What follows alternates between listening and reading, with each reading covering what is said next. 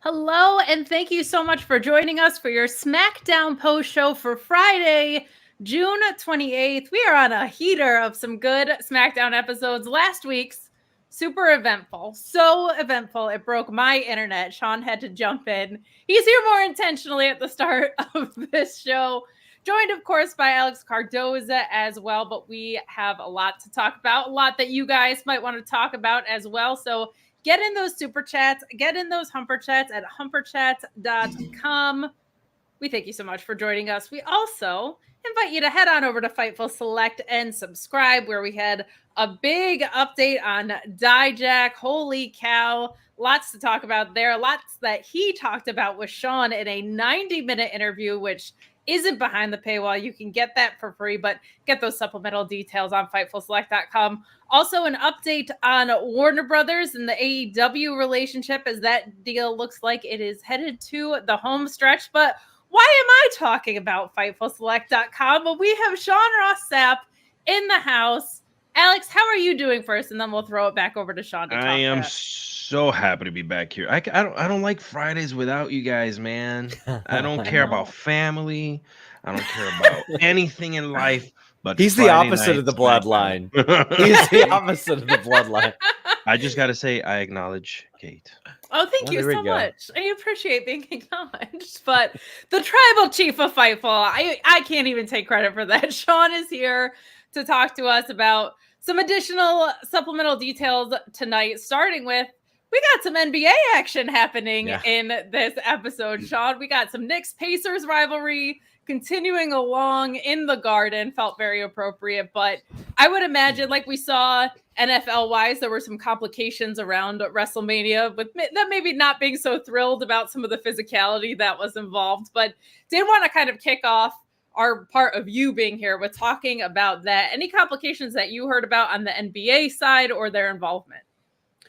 So, I mean, this is something like WWE obviously values NBA, MLB, all these places. They work with them with the championship belts and all that stuff, which is very, very important to them. And like, they knew what they were doing here. Tyrese Halliburton, huge WWE fan, if you couldn't tell recently.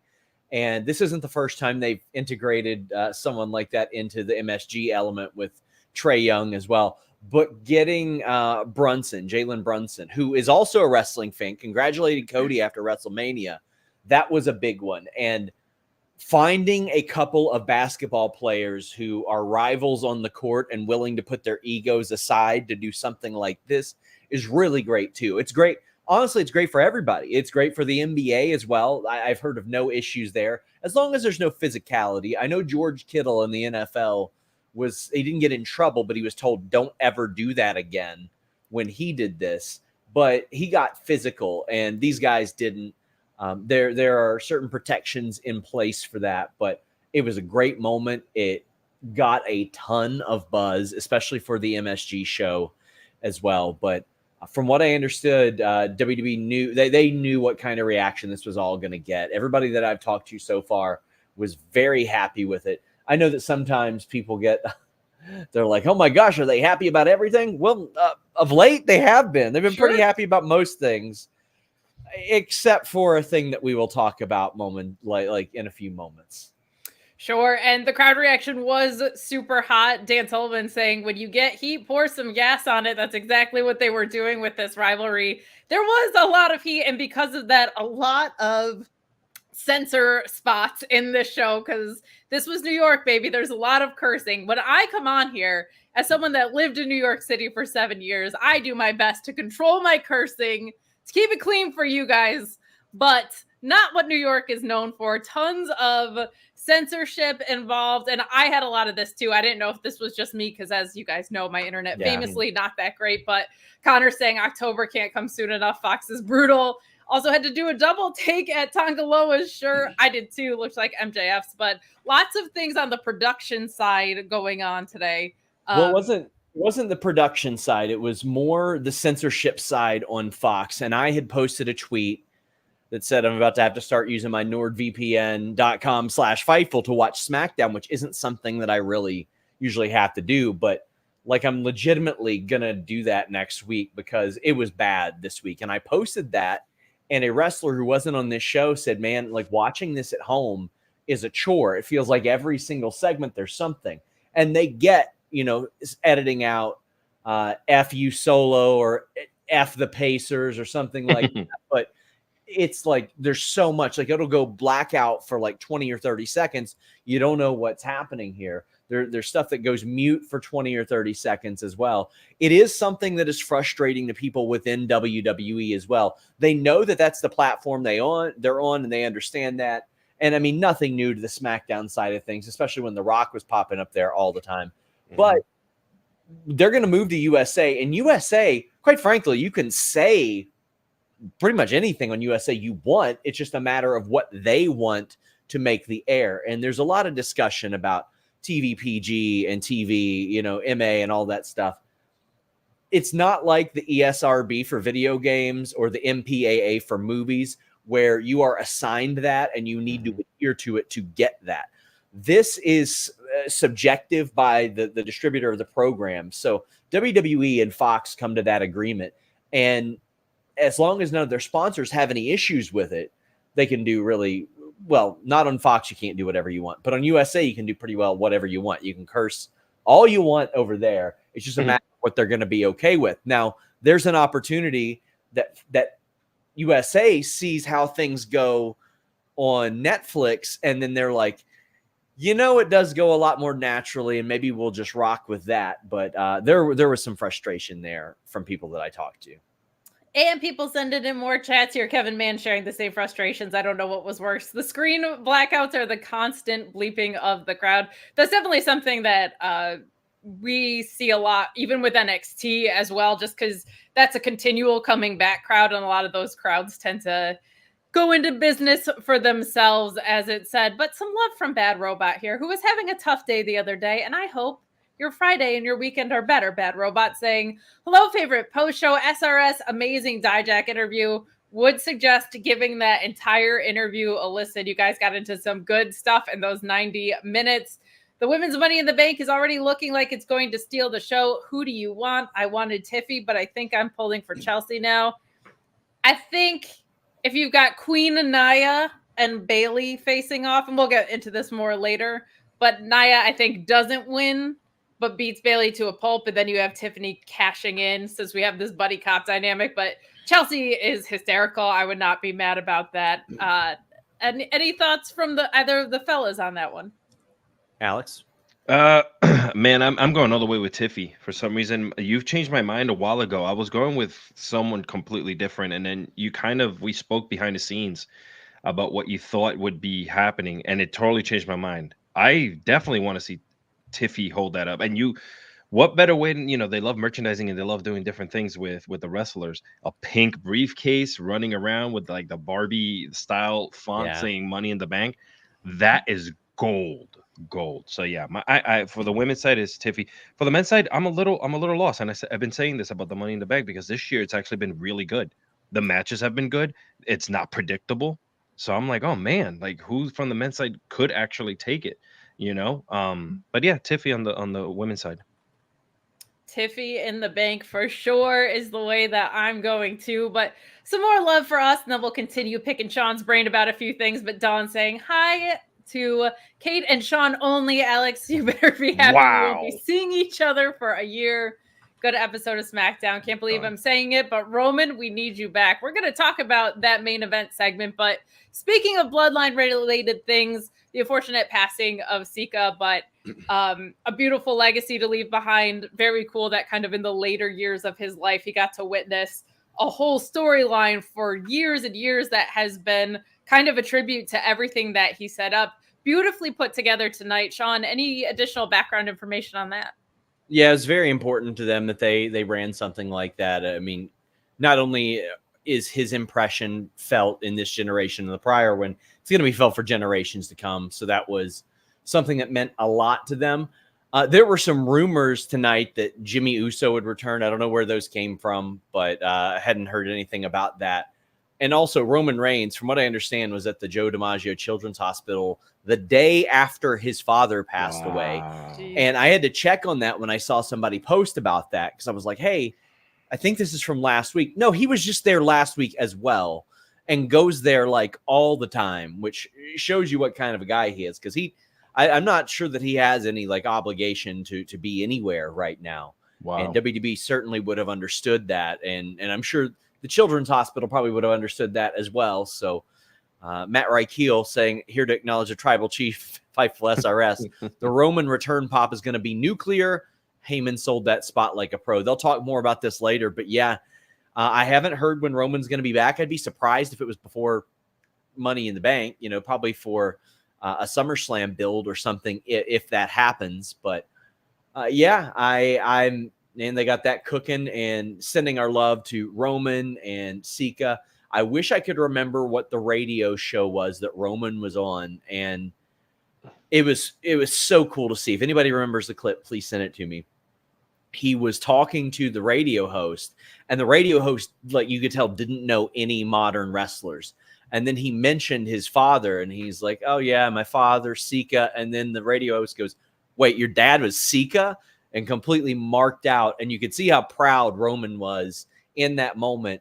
Like you don't see him give that type of reaction to a lot of things. And that's something that always stuck with me. It was very, very cool. I just want to add. I'm sorry. Go ahead. No, you go ahead. I just want to add real quick how emotional that was watching that package for me, because I remember growing up as a kid watching the Wild Samoans and being deathly scared of like them, and me and my cousin pretending that we were them and just beating up other kids in the street. Like it was fun, you know what I'm saying? Like pretending we had the big hair.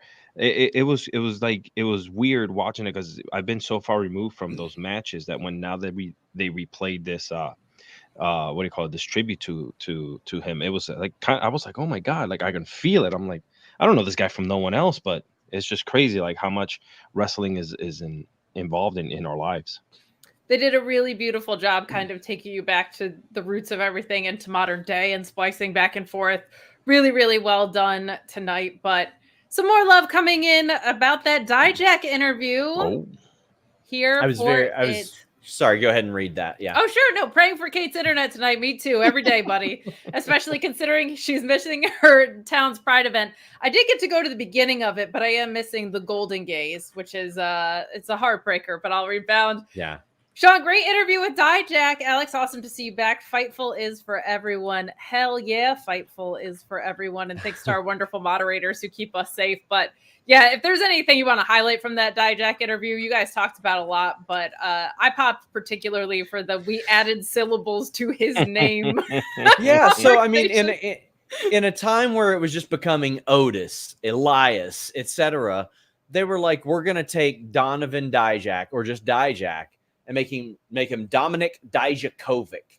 And I was like, come on, what are we doing here? And he had some pretty terrible names along the way, but this is an interview that I was I'm always honored and flattered when somebody's willing to talk to us first and trust us with their story, so to speak.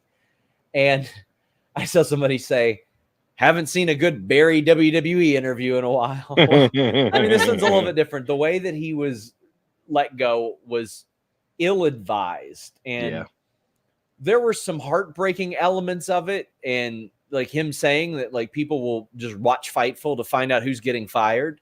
And I saw somebody misrepresent that on Twitter and say, oh, that's how people find out they're fired. And I'm like, no, that doesn't happen. We have never released the name of someone before they were informed. Mm-hmm. However, are there other talent that find out that releases are going on? Yes, they do, unfortunately.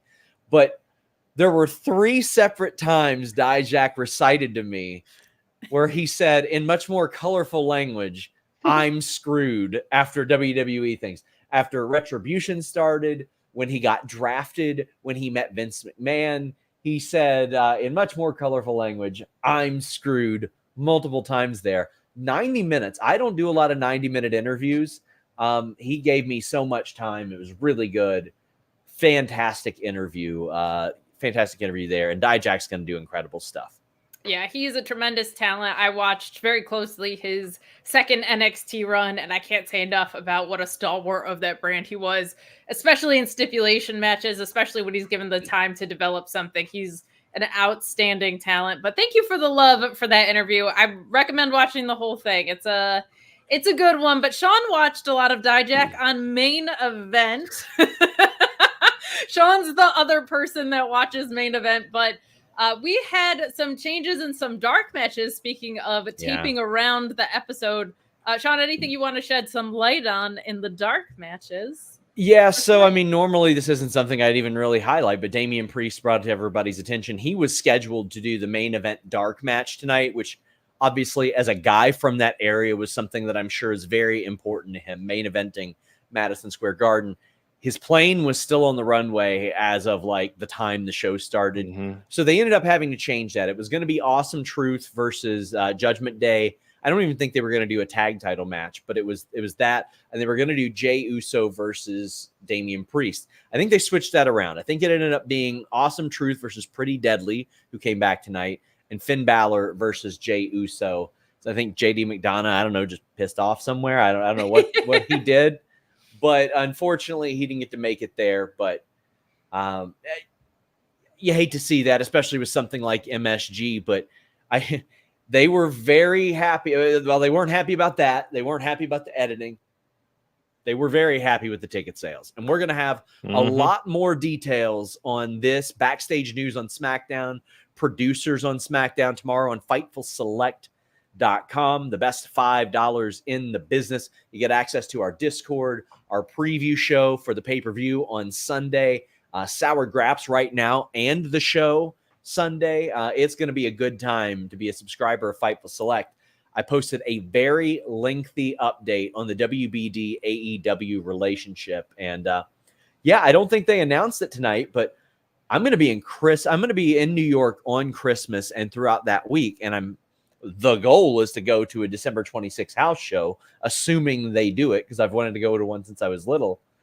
And I hit up a contact, and they're like, you picked the right time to put in those requests based on the ticket sales. They were very happy with that tonight, obviously. It is. They were hearing record-breaking gates. So there will be more updates, according to Sean, on FightfulSelect.com tomorrow. Sean, anything else that you want to leave us with as far as stuff coming up this weekend? We've got pay-per-views coming up like crazy all summer here. Yeah, we're going to keep having news over at FightfulSelect.com. I still got a lot of contract news I'm going to drop over there. I know Corey's been working on a lot of, like, especially if you are big into the European wrestling scene, Corey has been all over that. He has leaned into that pretty heavily. And I mean, in pretty short fashion, we've become the leader in exclusive news out of that territory as well, thanks to Corey. So check that out. Again, check out our pay-per-view pre-show on Sunday. Rob Wilkins always does those. They're a good time. I swing by here and there, but yeah, I mean, man, SmackDown's been cooking, and as long as it is, I'm going to pop up here and join you guys at the top of the show. But I've got my Q&A that dropped today as well. So thank you all so much for having me. Absolutely. I will be at Forbidden Door, and because of that, Mr. Cardozo below me will be joining Alex Pulowski on Fightful Select as well. So I know that I believe Andrew Zarian might be there as well.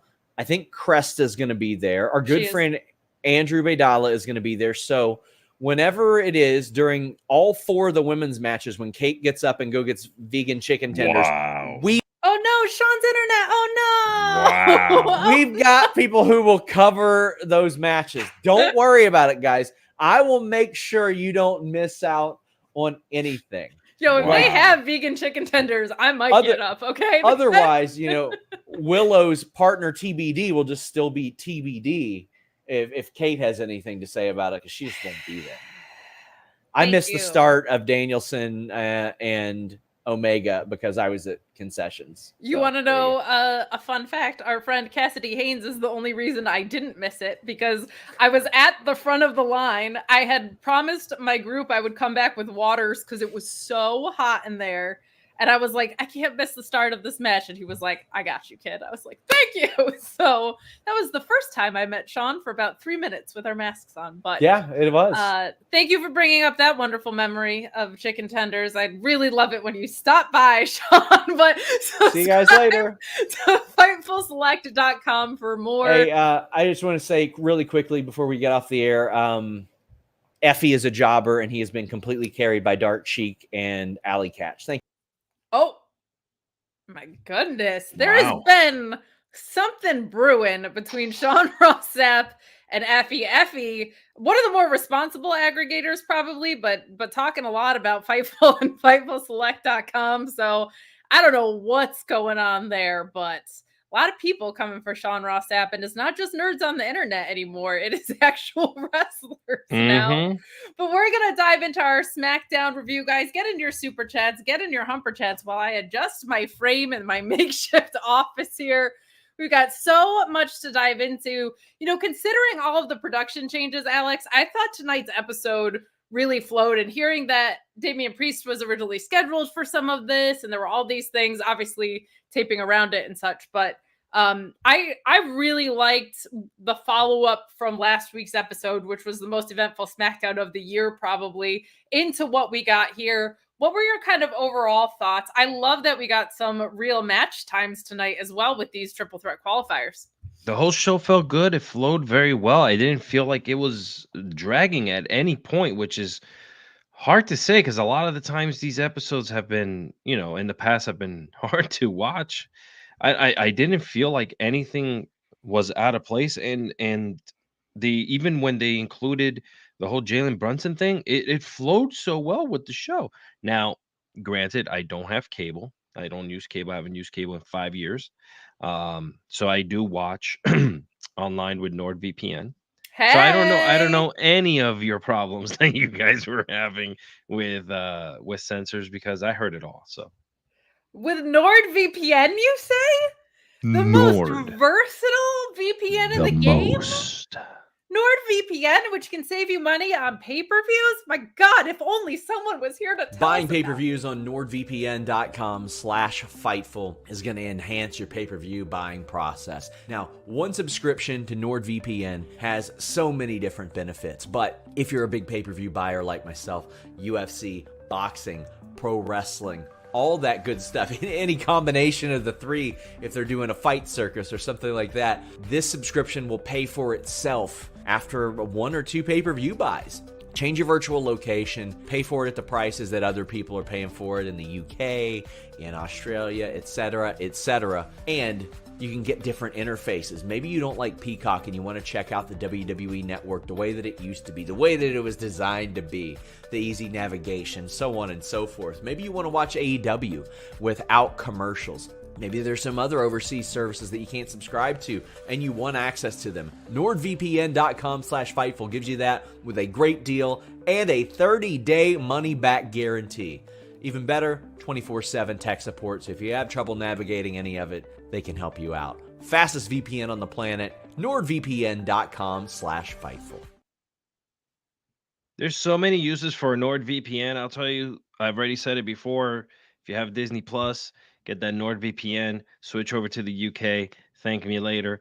And as of late, there's also been some other websites that I will not be mentioning here that have been blocked here in the United States. But when you use a VPN, he's of course talking, you can watch them, about Nickelodeon.com. No, but we are going to dive in, guys. Thank you so much for the early support. Vicky L saying this cash is for Alexis. Thanks, Kate and let's SRS. go. Thank you. Thank you. Kate, make sure you send me that money, man. Look, I'm sure you're a draw. But Ricardo saying, at work, love y'all. See you later tonight. Well, thank you so much for thinking about us at work. Yeah. My goodness, you guys have been so wonderful to us. But let's get into this episode of SmackDown finally. I kind of want to start with our main event and this Bloodline through line. I think if we start with the opener and then just kind of talk about everything that happened, since it was probably the most eventful thing on the show, let's just lead with that because we're so deep into this review already. But we open with the Bloodline getting out of the car.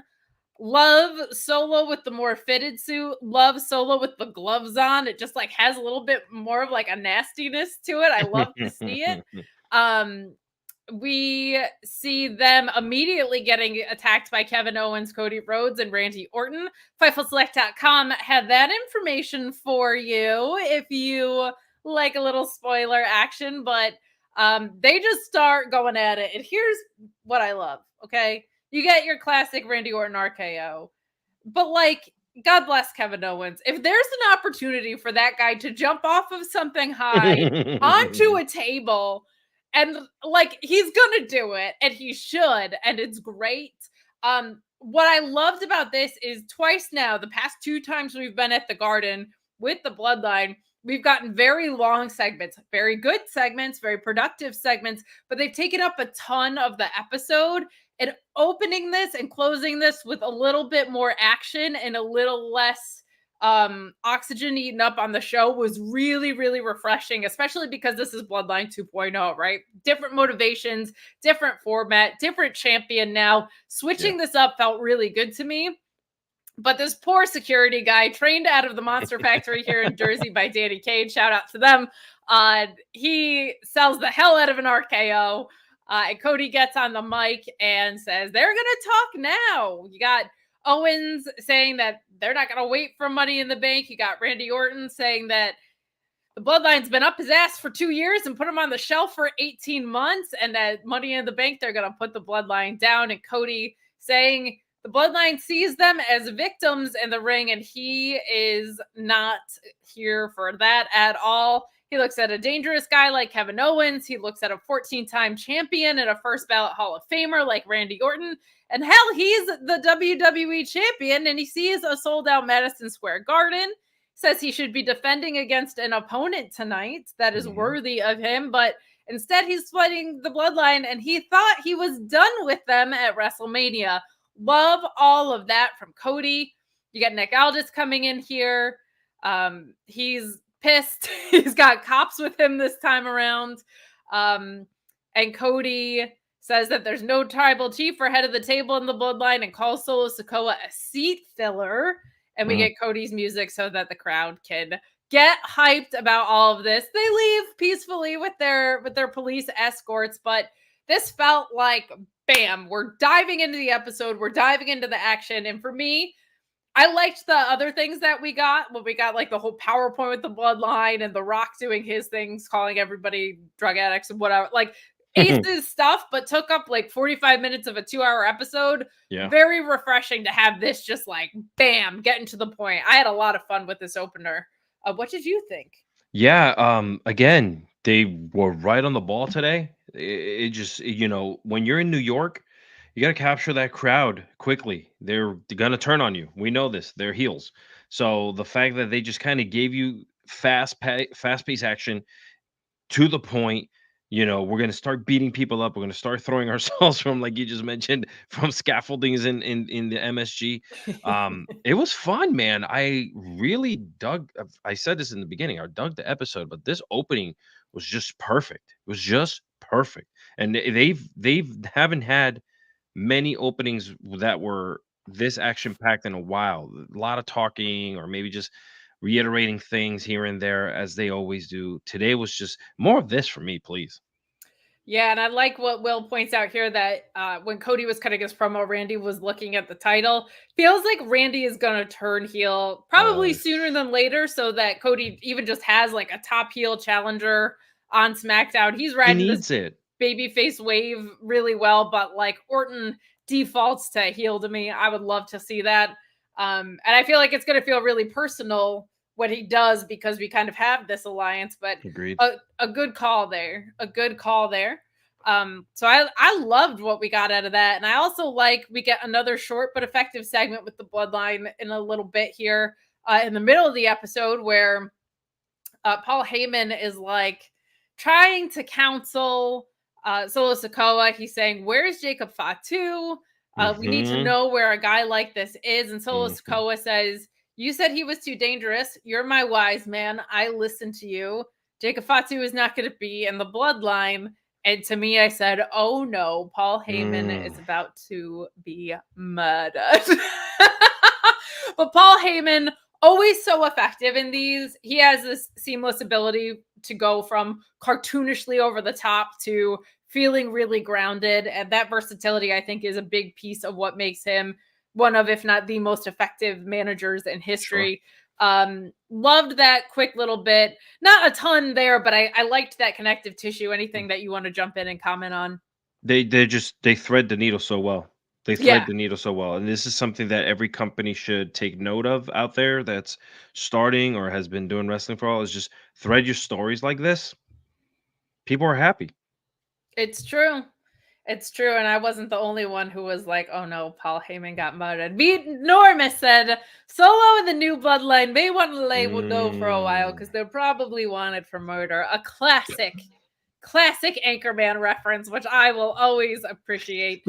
I made a dodgeball reference on Twitter before because that piece of the Dijak interview where they were adding syllables to Dijak's name made me think of Franz Kalinatskevich when they had her to dodgeball. But you give me like a Will Ferrell, Vince Vaughn comedy that came out when I was in high school and college. Like, well, I am there for it. But let's talk about this main event segment that we get.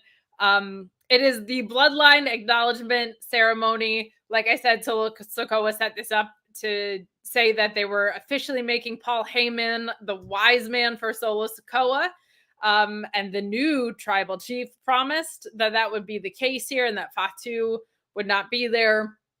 And then as soon as they get to the ring, Solo Sikoa does what? But welcomes Jacob Fatu to the ring, revealing the big fat lie that he was telling, which we all saw coming, but Paul Heyman didn't want to believe. But he stared right at Heyman, and the look of shock on Heyman's face. I love what they're setting up with Jacob Fatu, because when he showed up, not only did everybody on the opposing side sell their ass off for Jacob Fatu and make him look like a badass threat, you saw Tama Tonga and Tongaloa looking at him like, what the hell just showed up to our own bloodline? They are putting him over super, super strong, and Heyman adding a nice layer there. But Fatu and Tama and Loa all acknowledge Sikoa, but Paul Heyman hesitates, and he says he does not acknowledge Solo Sikoa as the real tribal chief. And you know what is coming next. Samoan Spike, flying headbutt. They put Heyman through the announce table with that triple power bomb. Paul Heyman, great at selling those. That was alluded to in a super chat earlier. Can't emphasize that enough. He is so good at, obviously he's not like an in-ring guy, but when he has spots like that, he knows exactly how to make them work. You get the new Bloodline standing tall at the end of this episode. Just wanted to get your thoughts on that, Alex. What a great way to put everything together at the end of that episode. You mentioned it, Paul Heyman. He is the glue that holds this Bloodline storyline together. You can bring in everyone. You can bring you can bring the kids of the kids of the kids. And the thing that's going to hold this together is the fact that the wise man, who has been in the middle of everything for so long, got his butt whooped by not even Bloodline 1.0. It was like the sideline Bloodline, the replacements that came in. Yes. So, man, I'm nuclear. The pop for Roman and whoever he brings with him to face this group is going to be so nuclear. I don't think we're ready for it. I'm so excited for it. And in a good way. Excited. Like, we're not ready. Like, when this happens, I don't know what country, what state this is, even country, yeah. What country or state this might happen in, but by God, I mean, people are going to feel the goosebumps everywhere. Yeah, I'm pumped. I'm thinking that's probably a SummerSlam angle because you're going to want to set that up going into Survivor Series, right? Like if Roman comes back for SummerSlam and then you can build out a Survivor Series match, I think that gets really interesting. It's also the reason that I think while Yeet in the Bank is a very, very popular idea, I don't know if you want him walking around with the Money in the Bank briefcase, because I think this Bloodline storyline is going to be eating up a lot of this year. And I don't think he's going to be like singles guy Jey Uso for much longer, but we will see. Ryan Sully saying, well, we're all thinking here that the Bloodline story is just fire right now. Andrew Badal, a good friend of the show. I get to meet him this weekend for the first time. Very excited about that. Suggested that maybe the Bloodline was setting a trap for Roman. Heyman getting destroyed leads to Roman coming back, and Paul eventually turns on Roman. Your thoughts? What does Andrew Badala know? That's what I think. No, I sometimes, like, I love swerves like that, but sometimes the simple thing is just cleaner and better. I think in this case, when you have this much star power centralized to all of this, you got Hikuleo waiting in the wings, who, of anybody that's kind of come in from New Japan, I feel like him and Tama Tonga are the two that are probably going to make like the biggest difference. Yeah. I think I like where Badala's head is at, but for me, I just kind of want it to be clean. Keep Roman and Heyman intact. Same. He could be an equalizer. He could be a difference maker and having the good guys win. But I feel like you got The Rock, the Usos, and Roman on one side. You've got the family tree on the other side. Wow. Like, there are a lot of possibilities that Hikuleo could be the thing that tips the scales in either direction. Really special to get this tonight on a night where we had that Sika video package too. And like, Jacob it's got really that cool. Jacob got that mega freaking intro, man. Yes. He got that, like, I've been here for 10 years and this is the intro that I get, like, kind of style. Like, man, everything's just hit. I mean, outside of the Bloodline, everything else is just secondary right now. Even on Raw, like, there's nothing happening on Raw that's making me feel the way I feel every time I watch SmackDown and I know someone's about to get their ass whooped. It's true. I think the Wyatt Six coming in is going to be the anchor of that program. Oh, like, yeah. It feels like for a while now we've had a couple of factions being the anchors of programs. Yep. I think you had Judgment Day for a long time be it. I think now they're heading toward a breakup probably. You've got the Wyatt Six that, if they do it right, and Alex Pulowski phrased this so well, have them be soloed, no pun intended, and whoever they deal with enters their little world and then is never the same. Comes out different for it, but they shouldn't really be near titles, and that leaves so much openness for Drew McIntyre, for CM Punk, for Damian Priest, for the rest of that group to be adjacent to all of that. Here, I think this Bloodline stuff is going to keep going. I'm so impressed by how they've started to make it feel so fresh. And Shauna Walensky keeps the Anchorman references going by saying, well, that escalated quickly. Chef's kiss to all of it. I couldn't agree more with that. That is pretty dead on. For those of you less familiar or not familiar with Jacob Fatu, he's a main eventer right now. If you're wondering what all the strength behind the presentation is, he could go give you a main event match at SummerSlam right now. He's the kind of guy that can walk in and do that. Incredible work. And MLW, which is not always the most for me promotion. It's not one that I'm able to follow closely enough, but has yielded some incredible talent. MJF was there for a long time with his group Dynasty. Alex Hammerstone, who I am floored WWE has not calling for. That guy is like if Hulk Hogan was really good. He's got the look. He's got the move set. He's strong. She said if Hulk Hogan was really good. I didn't watch him in the 80s. I understand his legacy to the business, but a lot of it was Hulk up, leg drop. I love you. It worked.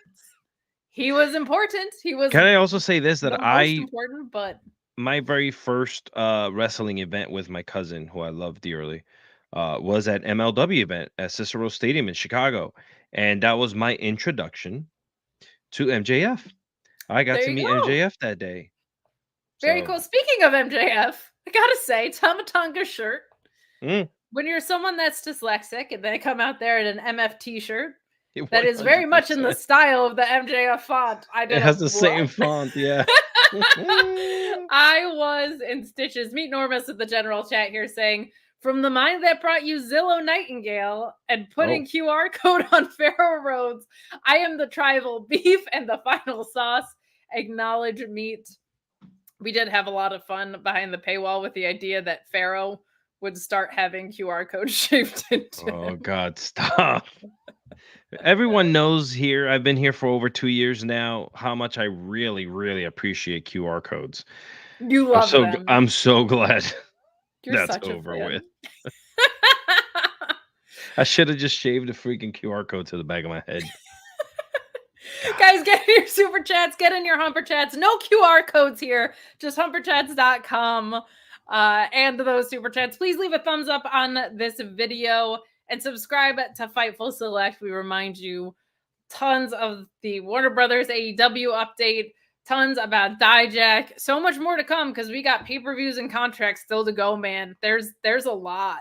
There's a lot. And listen, I just want to say this. We spend money on far worse things. I know. I've seen some of yours things that you buy.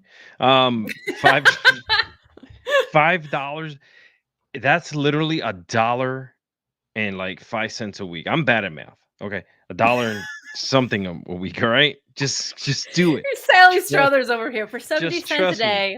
All right. You can support Fightful Select and not have to worry about false aggregation and this and that. Dude, and the for other. real. And listen, you trust me when I tell you this. Even I, who work here, pay for it. Like I've been a subscriber before I decided to come on here. You can invoice that, by the way. And now I invoice it. I'm moving up to the $10 plan.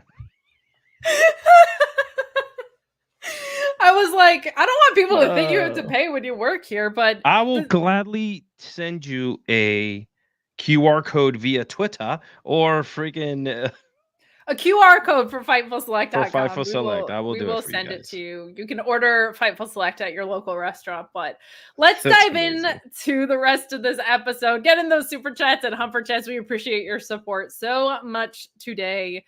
But our first qualifier match is Jade Cargill versus Tiffany Stratton and Candice LeRae. This was a really strong showing for Jade. Let her keep the super kick. My God, she looked so good with it. There's still some fluidity things that she is up against. There are some times where you watch it, she's kind of like playing possum a little bit, but they have thrown her into the fire in that she was in tag matches, which is very tricky psychology. And now she's in triple threats. Like, these are not natural environments for someone who has like had 5 matches on the main roster or whatever. So I thought the execution of her in-ring was very strong today. There's just some pacing things to work on, but triple threats are tricky like that. That is a common criticism I have of a lot of them. My only complaint ring-wise here is there was a little bit, this is really nitpicky, so I apologize if you're like, Kate, just watch the match. Nitpicky Kate is her new name. This is like extra nitpicky, but Tiffany Stratton had that wonderful handspring spot, and she should be the only one in wrestling who gets to do it because she's the only person I've seen actually pick up momentum with her handsprings because she was a shoot gymnast. She's the only one where it doesn't actually slow them down. She gains momentum going into the person in the corner. Only complaint is then shortly after we get the splashes in the corner from Jade, it just felt a little redundant to have two like corner to corner spots for me. But some good in-ring other than that. And then we have Nia and Bianca coming down. They're squabbling a little bit. And Indi Hartwell, ever the opportunist, takes out Jade, who's on the outside, while the referee is trying to get Nia and Bianca under control. Keeping in mind these are triple threats, so they're no DQ as a default. And Tiffany Stratton wins with the prettiest moonsault ever. I think we saw this one coming. This is a case where predictable is very good because I think she's a favorite to win it here. But what did you think of this match? And what do you think of this Nia and Tiffany Stratton alliance? Because I dig it. I'm not going to be as nitpicky. I had fun with it. Most people are Nitpicky Kate. You can get your shirts now at nitpickykate.com. You get, but yeah, I personally thought I loved it when the girls get to go, when the women, when the women get to go out there. I just don't like, some people like, why are you calling them girls? No, I appreciate that, but I always say like, yeah, if you say like the boys, you could say the girls. Like the boys, the boys. You know but I understand and I appreciate your effort with that. Of course, but the women really showed off. I just love watching women wrestle, not be out there prancing around trying to like do something other than what the squared circle's meant to be done, you doing there. Hell yeah. And God, it's just Tiffany's so fluid. I hope that she has a super long career, because I can't imagine her not doing this, because she's so damn good at it. And even though Jade still has some, you said, fluidity problems or whatever, the rate She's of a speed, superstar, the rate of undeniably. speed that these other two ladies are working at, okay, and Jade being the bigger, more athletic build, kind of like a power forward, where you're not gonna get through them. She might not be able to chase you down the court fast enough, but you're not gonna get through them. You know what I'm saying? And I just feel like, man, Tiffany's the right choice right now when it comes to like moving forward and building a future, especially heading into the USA Network era and Netflix era. I think she's it, man. I love that. Now, when it comes to the Tiffany and Nia Jax, man, I love Nia Jax forever. I love my big women, like, and by big, I mean like women that look like they can destroy you by looking at you. Okay. Yeah. And I don't mean it by any other way. That alliance seems natural. It doesn't seem like the old school way of putting two people together, where it's just like, let's put this bigger than life person with a person who's maybe a little smaller, like they used to do back in the day. Someone that used to run WWE used to do. It feels natural. It feels like it could really work. And I don't trust Nia. Nia could at any moment say, hey, I'm going to squash you and do it. You know what I'm saying? So keep an eye on that. Kind of like that Randy Orton.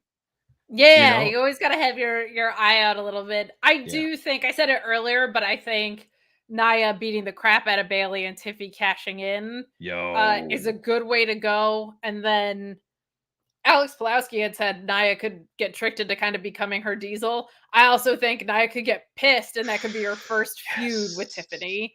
So a lot of directions to go there. And we saw Tiffany doesn't feel that different, not a far leap, I should say, from Little Miss Twisted Bliss. When Alexa Bliss was in her goddess mode and she had that relationship with Nia. Right. So I feel like this template has almost already been tested a little bit. And Tiffany is a different version, and I think definitely offers something different in the ring, but kind of like that, there was like a little bit of a spoiled brat feel with both of them. And Can I just say this? I agree with that. I just, for some reason, Tiffany to me is a little bit more of a badass than she is a little bit more of a badass. I think that's fair. Alexa Bliss played it well. Like she played the I'm the queen really well, like, but for some reason, Tiffany takes it to the nth degree a little bit. Like she seems like mean spirited, could beat the crap out of you and bitch slap you at any moment. You know what I'm saying? Yeah. 100%. 100% with you on that. So some good stuff. I feel like this was a case where the predictable one should have won. I think you still get a lot out of this in that Jade and Bianca, they lost their tag titles. They both lost their qualifiers. That story's obviously going to continue down the mountain. I just hope that Candice LeRae becomes something other than woman who makes everybody else look great, because she sold her ass off in this. Good job by Wade Barrett today, mentioning her several championships, including in NXT. She's a world-class athlete, man. She's a fantastic women's wrestler. Her run here has mostly been, hey, did you remember she was Johnny Gargano's wife, shoved down our throats for the first 3 months of her comeback? And then, she's had like this tag angle that's been kind of waffling. So much like Santos Escobar, who we're going to talk about in a minute, I just hope that there's something productive for her on the horizon kind of soon. But if I had to lay money on who was going to win this one, I would have bet it was Tiffany Stratton. And boy, there's a lot of things to be betting on. We got the Forbidden Door pay-per-view coming up. We've got Money in the Bank odds that people could be taking. There's a lot around the corner. And if you want the earliest betting lines and the most informed decisions, you're not going to go to Atlantic City or Vegas these days, okay? You're not going to go anywhere else but BetOnline AG. BetOnline.ag is the official betting partner of Fightful. 100% of the time when you get the odds from Fightful, they are coming from BetOnline.ag. And it's not just wrestling, it's not just MMA and boxing, it's football, it's basketball, baseball, hockey. They have the earliest lines. You can bet big with the high limits and rebet functionality. They have the fastest payouts with winnings paid in minutes and the industry's best bonuses on every qualifying deposit. They've been trusted for 25 plus years. It's not some fly-by-night company. BetOnline AG has been there. They've done that. In addition, they're trusted by millions. They've got VIP rewards programs and a ton of popular games. BetOnline.ag, that's where I go to make my bets. That's where I suggest you go to, my friends. Please just bet what you can and bet responsibly. BetOnline AG, the OGs of betting. Check them out. Check out them for all of your betting needs, not just wrestling. But like I said, there are a lot of predictions happening in the world right now. We had our predictions show with Stephanie Chase on this very channel earlier today. FightfulSelect.com also will have a Forbidden Door predictions show. But we're moving along in this episode of SmackDown. Every match tonight got 2 segments. I think that's part of why you and I liked the flow of this so much. Really refreshing, and it was nice to get some time around these. But we get that Sika tribute video package that we already discussed, so we will move into this second qualifier with LA Knight, Logan Paul, and Santos Escobar. And we have the Brunson and Halliburton information that we talked about earlier. Basketball implications in our wrestling today. Logan, of course, ever the heel, coming out with Tyrese Halliburton of the Pacers. He is the vehicle for the brass knucks delivery in this. But Jalen Brunson there to equalize this all. You got to love that, because you got the Knicks and you got Knight working together. Got to love the end sounds with the K's in front of them tonight. Getting the combo, getting the win here. But this was a really good match. You have LA Knight reversing a roll-up to win it. I have mixed feelings on that, because I'm starting to have flashbacks to the Vince era when everything was a roll-up and everything was a distraction. This roll-up significantly better, though, I will say. If you're going to do a roll-up, the reverse roll-up, much better, because it looks like you're actually trying to win the match out of it. It doesn't look nearly as lazy. It looks a lot more opportunistic.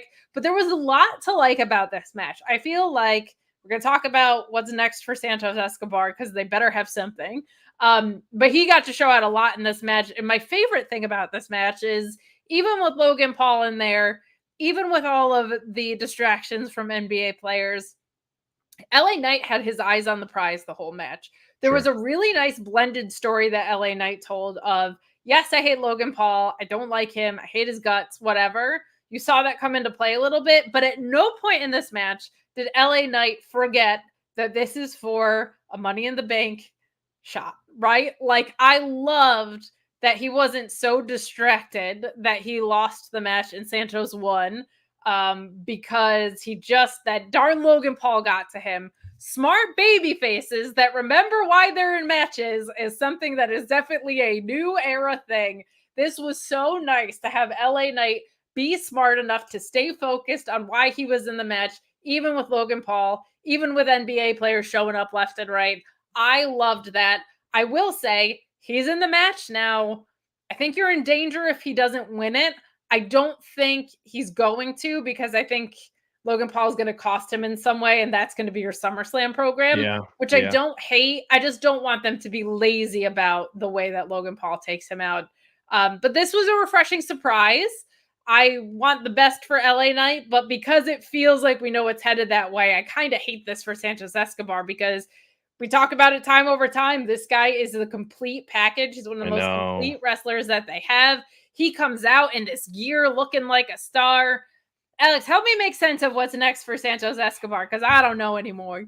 I don't know, man. I'm sad to see where it was at and where it's at now, right? Because it was at a really high.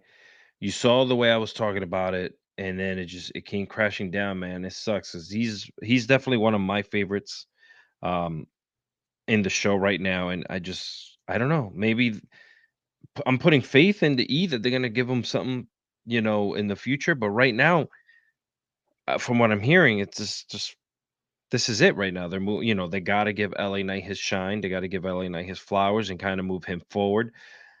I don't know what they're gonna do with maybe with Logan Paul. I don't know, man, because I don't know. I just don't know. I'm sad about this whole situation. Yeah, I like that these Money in the Bank qualifiers have been relatively unpredictable. It's been refreshing. Super unpredictable. And Yeah. I appreciate that about it, but it does feel like LA Knight is going to either not make it to Money in the Bank or Logan Paul's going to cost him. So you're burning that Santos Escobar spot, which is a bummer, but I do like that program continues because I think it means that your new US title holder is going to be LA Knight, and that I'm all here for. But we take a man who is here on the show to not be here for 4 things an episode. We've got Alex Pulowski on for the Sour Four. Alex, not the worst 2 weeks for SmackDown, but let's pick nits. That's what we're here to do. We're here. We just talked about Santos Escobar not advancing. Mm-hmm. Naomi makes even less sense to me, but I don't want to talk about what I felt like wasn't great on the show. I'm here for the Sour Four. Mm-hmm. Well, I mean, there wasn't a lot to be sour about. You have to have 4 things or you can't come on. I understand. I just wanted to come on and let you know that there's no way LA Knight is winning this because Logan Paul is 10 million% interfering. There's a better shot of Logan Paul interfering to cost LA Knight than there is CM Punk interfering to cost Drew McIntyre. And CM Punk is definitely interfering to cost Drew McIntyre. So like that, that was all written in the stars. That's why I don't feel so bad for Santos, because like he wasn't going to win it either. Like here's Jey Uso's winning it. So like we all have to just accept the Yeet in the Bank shirts that we're going to see everywhere. We just have to accept it. That's our fate. That's probably enough to be sour about, is the fact that they have made sure via everything that we're definitely going to get Yeet in the Bank. I'm not totally sold on that because I think this Bloodline reunion might make that not make sense, but I certainly understand your concern. I don't know. I think there's a possibility that he cashes in on Solo when Solo is the champion and loses. Fair. Which is part of the whole. Basically, Money in the Bank is just going to be like the Bloodline Civil War is going to be the entire story. So, I mean, Survivor Series timing lines up with this perfectly, right? Like if they kick this back off at SummerSlam, building into Survivor Series and having this continue, that sounds a heck of a lot of sense. Yeah. So, Kate, everything on Rampage tonight was when you went to the show. Okay. Like it was taped 8 days ago. This episode of Rampage was, and so they did a random match of El Phantasmo versus AR Fox, and just in 8 days they're like, "Hey, this is the last qualifying match for the big TNT ladder match thing." And I feel like if you started doing qualifiers in May, which they did, it took you too long to flesh out that entire to get to AR Fox, to get to everybody, to get to everybody in there, and also you were the plot was apparently here, Jack Perry, here's the TNT title, you're the TNT champion. And with what they've put in the ladder match with him, it's basically here, Jack Perry, here's the TNT title, you're the TNT champion, but there's a ladder match also. Like nobody, Takeshita maybe. Like it'll be a fun match, but like there's no shot anybody else who's in the match currently will become champion. So whatever. Man, a stable that holds all the gold and feels like everybody else doesn't have a chance. Where have I seen that before? Yeah. So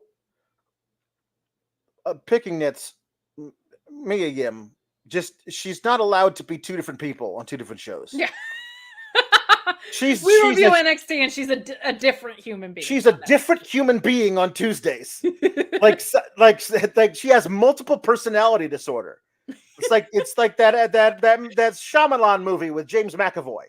Like she's got full on multiple personality disorder on 2 different nights of the week, and I feel like that's not okay. But 3 matches is a nitpick. They were all good and important. They all went 2 segments, which I liked. Right, but you know what you don't need. I know everybody loves him. You just don't need Cody Rhodes coming out here and yelling a bunch of stuff that we already know for 5 minutes. I mean, they do though in the Garden. Like I know you and I don't, but like they do. Hey, Kayla Braxton, her big final moment on TV was basically off camera because everyone was focused on in the foreground Cody and his friends getting into the car. You don't even see her ask Nick Aldis in the background, hey, what's your thoughts about this thing that just happened? And him basically saying no comment. That was her final day on the job after like 8 years of being one of the top people backstage. It's so important with Paul Heyman, like their interactions, I feel like are somewhere that she broke out. But we've got some super chats that have rolled in since Alex popped on. We thank you for those. Will saying, we know at Money in the Bank they're going to do a yeah and a yeet spot. That'll be the most I like yeet, I think, at all. I think that will actually be a very fun and playful interaction. Kylie just sending in love. Kylie's so supportive and wonderful of us. Happy Pride, Kylie. Happy Pride to everybody in the chat. Wrestling's for everyone. Fightful is for everyone. And Alex, I'm actually glad you're around for this because I think your mind is ripe for a question like this. Which member do you give championship gold to the first in this new Bloodline? I say Solo, but I'm nervous it's going to be The Rock. Well, it can't be The Rock. I won't allow it. Okay, so if you're not going to allow it, I'm not going to allow say it. You? But Solo, they're really like pushing this really hard that it needs to be Solo. I was hoping for that Jacob Fatu was like secretly pulling the strings from afar. And when he showed up, he would be the real leader of the Bloodline, the new Bloodline. And like Solo has been his top lieutenant, taking care of all the business before the real guy got there. But that is not what they are doing. Solo, like Jacob Fatu is a weapon. He's not an actual person. He's a weapon. They got to make sure he never talks on the microphone, because if he does, people are going to be like, why isn't that dude the leader? Because like he's that good on the microphone. I think Solo is amazing. I think Solo needs to pin Cody in the Money in the Bank 6-man tag. Agreed. Because of how much Cody is minimizing Solo, you have to like, if you're going to do that on the mic from Cody has to learn a lesson by having Solo pin him. And then I personally would have Solo beat Cody at SummerSlam. I think in order to get the most out of Roman's return, which will be huge, either Solo or Jacob Fatu has to be the champion when Roman comes back, not Cody. Because that's fair. It doesn't have the same oomph. If he's coming back to not only get revenge on the guy who decided I was your, I'm the new tribal chief. If he's actually also got the title, you want that too. And Cody being like, hey, it's good to have you back, Roman. Glad we're on the same page, RE, the Bloodline that we don't like. But that's my title. And Roman's like, put a pin in that. After we destroy all these guys, then, there's a lot more intrigue there than like Cody's like got the title. Roman comes back. Oh, cool. You can handle all this now while I go over here and have another match with Logan Paul for no reason. You know what I mean? I just hope that's not the case. I think you're right about Solo pinning Cody too. And I actually think it benefits Cody because we have not felt like there's been believable challengers. So somebody getting an upset would be good. And let's not forget, like Solo's first loss was to Cody. So there's something for him to avenge there. Yeah. Love to you guys, the Bangs Bangs gang, buns up. Thank you so much. Second Lieutenant Colonel Photo, we thank you for your service and happy belated to your wife. Guys, if you like what Alex is fantasy booking over here, you can catch us on FightfulSelect.com every Monday. Most pay-per-views, except for the ones I'm at, then this fella is going to fill in for me usually, which will be the case for Forbidden Door. Also on Fridays, Alex is hot off of Fightful Select, doing a Rampage watch-along and Smackdown review at the same time because, my God, what a 5-tool player we have in Alex Pulowski. Thank goodness. But Alex, thanks for popping on here. Anything on Rampage to make note of other than ELP being in the ladder match? He'll show out and that'd be great. Queen Aminata beat Sky Blue, and then Sky Blue attacked her after the match, and Red Velvet made the save. So like they're doing a weird ROH cross. They actually showed highlights of the ROH women's division, like to give storyline context for this Aminata Red Velvet thing. Yeah, that's weird. But that was a good match, and Aminata won with a headbutt, which I always like seeing. But yeah, that's basically it. Just make sure everyone to catch me and Alex tomorrow at 3 a.m. when Forbidden Doors over. Well, Sunday. Sunday. So it's a Sunday. Oh, Sunday. Show. I meant Sunday. I apologize. Sunday. Yeah. Forbidden Door will be going all night. Yeah, the sun's gonna be coming up by the time I'm like, Tony Khan. I'm starting to show from Starbucks. Yeah, 100%. But Alex, thank you so much for coming on. Subscribe to Fightful Select. We have a lot of fun back behind the paywall, getting silly, getting sour. We have a good time. All right. Thanks for popping on. All right. R.I.P. Paul Heyman. R.I.P. Paul Heyman. We hardly knew ye. We do have another Humper chat that came in. Thank you for sending those in. We get to keep a little bit more of the cash when you guys go over and figure out that humperchats.com platform. But the Wrestling Guru was saying Paul taking a bump just proves his love for the game. This Bloodline 2.0 has me pulled in. Roman Reigns is going to get a nuclear pop and be the biggest baby face without being on TV for 4 months. I am all in. I think Jimmy at Money in the Bank, Roman at SummerSlam.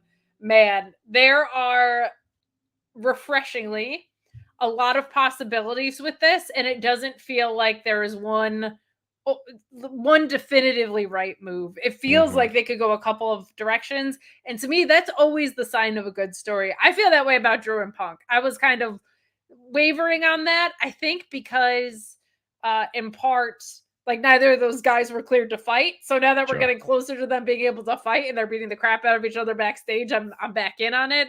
And I feel like there's multiple possibilities that can happen too. So some good stuff there. Exciting. Tina Key saying, long-time listener, first-time chatter. Well, thank you so much. Sending them right back, Tina Keys. Are you related to Alicia Keys? She is. Is there a Keys it's connection her fifth there? cousin and twice removed. I'm one of them. I want it all. Yeah. Why don't you serenade us? Moving on. I will say that we get our Money in the Bank qualifier between Naomi, Indi, Hartwell, and Blair Davenport.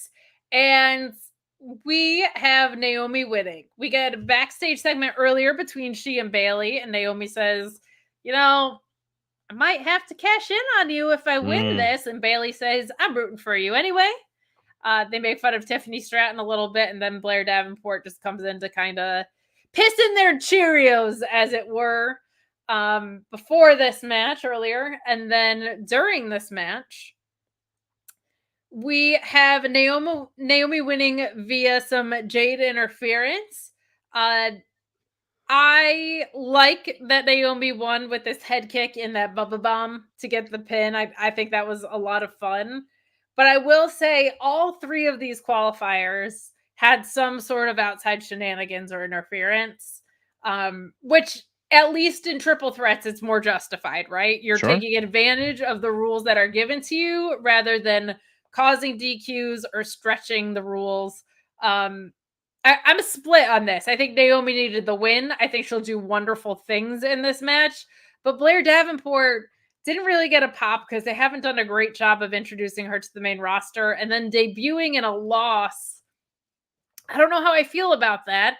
I think she could have done really cool things in this match. And I can't remember what the brackets are, but if there's a last chance qualifier, Naomi winning in that actually feels like a little bit stronger of a story to me.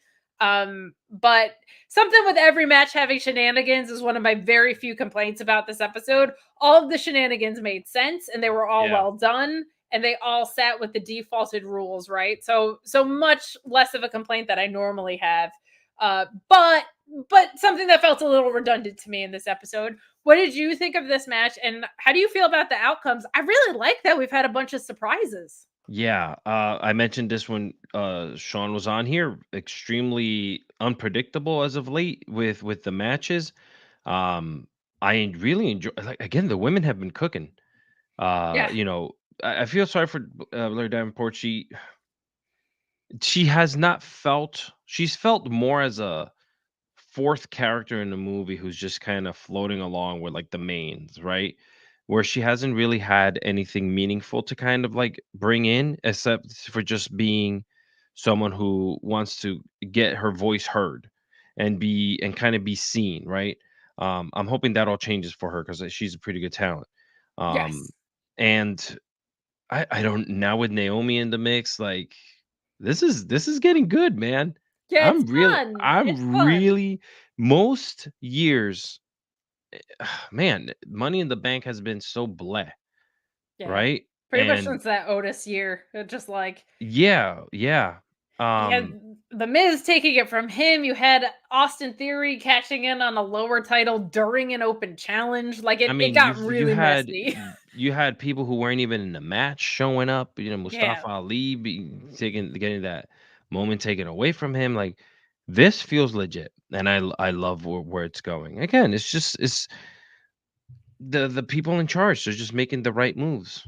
Yeah, they're thinking a little bit more cohesively and longer term. Yeah. And Mm-hmm. that's refreshing to see, especially in this time of year. For so long, the past 2 years, it felt like we were WrestleMania and then we fell off a cliff.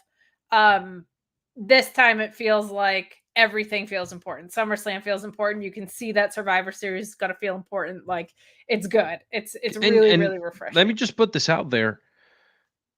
You know, this is it for us. We got another 3 to 4 months of really strong building and pay-per-views, PLEs, because it's done. They're no longer doing Christmas, December pay-per-views or January pay-per-views. Like they're so Survivor Series is it. So Yeah, that's gonna be a big one. you're gonna build now to get to Survivor Series, which believe it or not, we're in July already. Yeah. Okay, August, September, October, boom, that's it. And so in 3 short months, you're gonna build your way into Survivor Series, and then that's it. So These go flying, I man. enjoy it, These go man. I'm flying. enjoying it so much right now. It is very fun for someone like I would hope for everybody, but for someone that talks about wrestling pretty much every night of the week, it's very, very fun to have everybody kind of firing on all cylinders, the best at Oh, what they do. yeah. It's really refreshing. And Re- everyone will have a chance to kind of like fix themselves, if you know what I mean. Like Yeah, let's everybody let's is. let's harp off the negativity and all the things that I've been seeing as of late, and let's see how great the freaking wrestling community and how we can be and how good wrestling has been, especially for us who report and talk about wrestling all the time. Like there is no end to it right now. Alexis, don't you know the smartest people in ratings are on Twitter? Will saying, I kind of want you to win Money in the Bank and go back to back because the last person to do that was Punk. Would be very fun to have on the women's side, but I think a different story is starting to cook Yeah, you can with see it. Damage Yeah, Control over there. But some good possibilities. These feel like they're going to be really, really fun. Really, really fun. Matches. Like there's good balances in any of them. So sure. love to see that. We get a quick Andrade video package. Mhm. This was solid stuff. I think they're just trying to make more of an effort to keep him more relevant. He just kind of says that dreams get made or broken in the Money in the Bank match. So he would be a fun winner. I don't think he has a shot at it, but like he's somebody that could cash in and lose and make someone look really good in the process. So a fun dark horse, but probably not the guy. I'm just Right. glad they're using him again outside of like the speed title or whatever. So nice to have him there. And then we get DIY, who is backstage with Austin Theory. The long-standing relationship between Gargano and Austin Theory coming to the surface here. I love that. He tries to point out to Austin Theory that Grayson Waller is just using him for the titles, and Grayson Waller comes out of nowhere to attack him. I am glad that they're starting to build something from this tag division. We also have a segment earlier with Pretty Deadly and the Street Profits, and Pretty Deadly says, can you picture this? Pretty Deadly, the musical. And I'm like, hell yeah, I would attend it. Very glad to see them back in town. And the Street Profits are like, how about the Street Profits kick your ass instead? Nice to see the Street Profits also doing something other than showing up to be somebody's friend for no reason. Let's get these tag divisions up and built already. Either thoughts on either of these segments, DIY with A-Town Down and Pretty Deadly? I know you are a stan of. I'm just waiting for the obvious DIY breakup, and then Tommaso breaking a crutch over freaking Gargano's head again. Like, I just, for some reason, every time I watch those two, I'm just waiting for them to break up. It's such a bad habit that I have, because that's all they've been doing for the last couple of years. So I do want them to finally grab this gold, man. I feel like it's a long freaking time in the waiting. They're really dragging this one out. And we all know that this storyline with, or, what's A-Town Down Under, you know how it's going to end. You already seen it. It's already starting. The talks are starting, so give my boys the titles. Let's refresh the SmackDown tag team division. Let's do that indeed. And let's also take a moment to tell you about another sponsor that we have in the No Shave Man Cave. They're a sponsor of us before. They've come back, and we're so happy that they are back. They took a hiatus in general from their podcast to tend to some personal stuff, but they came back with a lot of great content coming up. They had a great mental health episode of their podcast with Thunder Rosa. This weekend, they have Jake Hager's first post-AEW interview coming out as well. So be sure to stay tuned to that. I know it's a busy wrestling weekend, but take a listen to that tomorrow when it comes out. But they are two great guys, Jason Tilson and Jared Ellis, just passionate wrestling enthusiasts like the rest of us here, right? But they bring you in-depth analysis of current events and matches. They go through title histories, and they share their perspectives really as fans. And in addition to engaging discussions and insider insights, they just have a whole lot of wrestling love. But they have watch-alongs with special guests. They have interviews with top talent, like I just named. Go check out those interviews and go subscribe and support the No Shave Man Cave.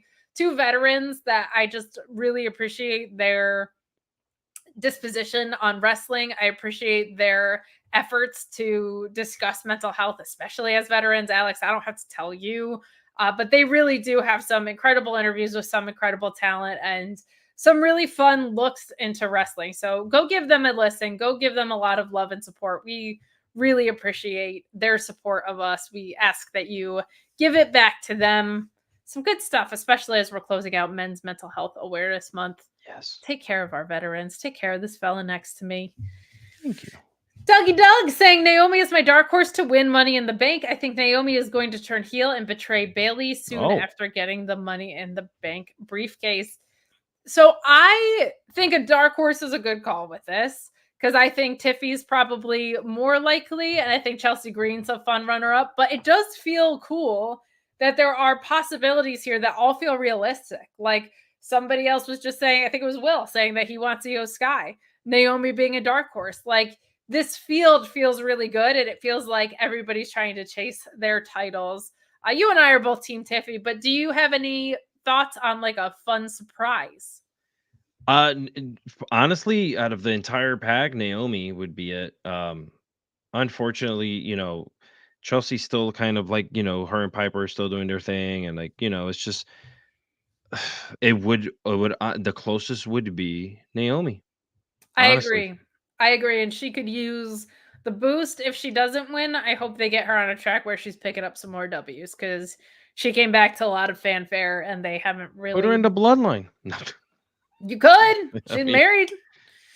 Will saying the breakup is like Triple H turning on HBK. We know what's going to happen, but we don't know when. I think that's referring to Waller and Austin Theory. I kind of hope sooner than later. I would love to see DIY be the ones to take those titles. They're making points. It's gonna, and if Waller turns on him, keep in mind where SummerSlam is, right? It's in Cleveland, Gargano's hometown. Wouldn't be mad about it. Would not be mad about it. But guys, We'll give you a quick Rampage rundown, and then we will get the heck out of here shortly. But Orange Cassidy beating the Outrunners in what was a very fun handicap match. I got to see that one live. Renee interviewing the Learning Tree. Jericho confirms that he's got a tag partner for Forbidden Door, and they would have to wait to find out who it is. Gabe Kidd and Roddy Strong defeat the Infantry in what is a delicious pairing. Gabe Kidd and Roddy Strong live in the same world. Very fun match that I got to see live as well. We get the Reebok collab between AEW and the Dark Order in a promo that was in tribute to Brody Lee, which I think is just so awesome. ELP defeating AR Fox. ELP is standout from New Japan. He was tagging with Hikuleo, but I think he's got single star patent all over him. So looking forward to what's next for him. Lexi Nair is interviewing Deonna Purrazzo. It would be weird if Deonna Purrazzo was interviewing Lexi Nair, where she is promises she's going to outlast Hikaru Shida in the first round of the women's Owen. That is something I'm very much looking forward to. That women's Owen is stacked this year. Really, really a lot of growth in that AEW women's division that you love to see. Shingo Takagi defeating Dalton Castle in what was a very fun match. Dalton Castle, extremely silly, but he can wrestle, and he got to show that against Shingo. The Outcasts cutting a promo, calling out Toni Storm, Mariah May, and Mina Shirakawa losers before they say that Saraya is going to beat Mariah May on the 0 hour. 4 women's matches on the Forbidden Door card between the pre-show and the main card there. Queen Aminata defeating Sky Blue, as Alex Pulowski said earlier, being a swinging headbutt. Queen Aminata doing outstanding work as usual. Check her out on ROH if you're subscribed, with the Sky Blue attack after. So, meanwhile, back in CMLL, Kyle Fletcher versus Landis Jr. for the ROH title is yet to air.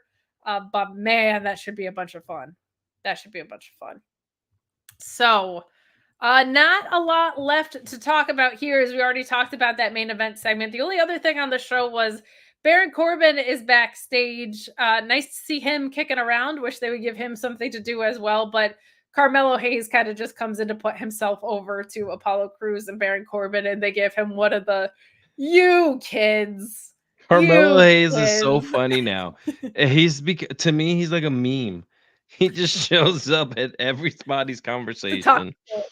I think you had to mellow in the garden. You had to do it for the I'm mellow when I'm in the garden, and I actually won championships here line. But so good. I mean, let the boy cook. I think that he's going to be a fun one to watch, man. He absolutely is. But a solid episode of SmackDown after a really great episode last week. My internet survived this week, so I was excited to actually come and get to talk about it. But guys, so much coming up here on Fightful this weekend. You got your Fightful Select pre-show. Sean mentioned he stops by time. You got Rob Wilkins holding that down with a really fun panel. So if you're subscribed, check that out.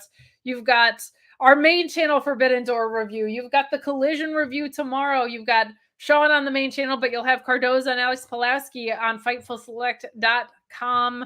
I will be at Forbidden Door. Please say hi if you're going to be there. If you have any questions that are reasonable, feel free to throw them my way. I'll see if I can ask them in the scrum if I have the time in the room to do so. But I love running into people. I can't wait to go and see some live wrestling this weekend. But have a safe and wonderful wrestling weekend. Have a safe and wonderful rest of your Pride Month and your Men's Mental Health Awareness Month.